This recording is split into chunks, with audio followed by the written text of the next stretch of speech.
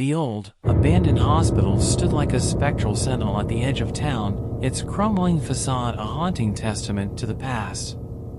The windows, shattered and jagged, stare out at the world with vacant eyes, and the building itself seemed to exhale a heavy sigh of despair. I had always heard rumors about the place, stories of strange occurrences and restless spirits, but I never truly believed them until that fateful night.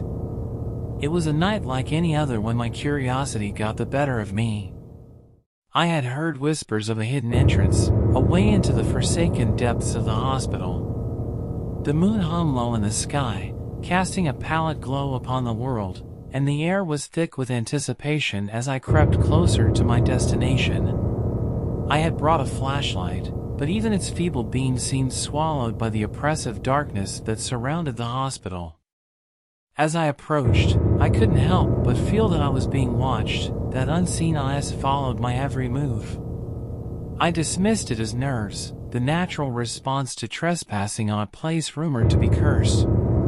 The rusty gate groaned in protest as I pushed it open, and I stepped onto the cracked, overgrown path that led to the hospital's entrance. Weeds clawed at my ankles, and the wind whispered eerie secrets in my ears. I hesitated for a moment, but the lure of the unknown was too strong to resist. The door was ajar, as if inviting me in, and I pushed it open with a trembling hand. The interior was a chilling tableau of decay, with peeling paint, shattered glass, and debris strewn across the floor. The air was heavy with the musty scent of abandonment, and the silence was deafening. I ventured deeper into the hospital, my flashlight's beam cutting through the shadows like a knife. The walls seemed to close in on me, and the distant echoes of my footsteps filled the empty corridors. I couldn't shake the feeling that I was not alone, that there were unseen entities lurking in the darkness. As I explored further, I came upon a room that sent a shiver down my spine. The door was marked with faded letters that spelled morgue, and a chill swept over me as I stepped inside. It was empty, or so it seemed, but the air was frigid, and the room felt like a tomb. I moved closer to the examination tables, their surfaces cold and sterile. And then I heard it, a soft, mournful whisper, like a plea for release. My heart raced, and I scanned the room, my flashlight's beam trembling in my unsteady hand. There, in the corner of the room, I saw her, a young woman, her skin pale and translucent, her eyes hollow and full of anguish. She was dressed in a tattered hospital gown, her hair matted and damp. Her lips moved, but no words came out, only a soundless plea for help. My first instinct was to run, to flee from this haunting apparition, but something compelled me to stay. I couldn't abandon her to this lonely, forsaken place. I took a step closer, my heart pounding, and reached out a trembling hand. As my fingers touched her icy skin, the room seemed to come alive with a chorus of anguished whispers. The air grew colder, and I felt a heavy weight on my chest, as if something unseen was pressing down on me. I tried to pull away, but her grip on my hand was iron-strong, unyielding. And then, with a sudden, violent force, she pulled me towards her. I stumbled, my flashlight falling from my hand and clattering to the floor. I tried to scream, but my voice was swallowed by the cacophony of whispers that surrounded me.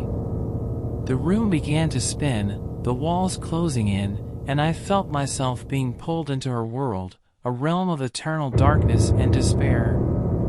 I was trapped, a prisoner to the tortured souls that inhabited this forsaken place.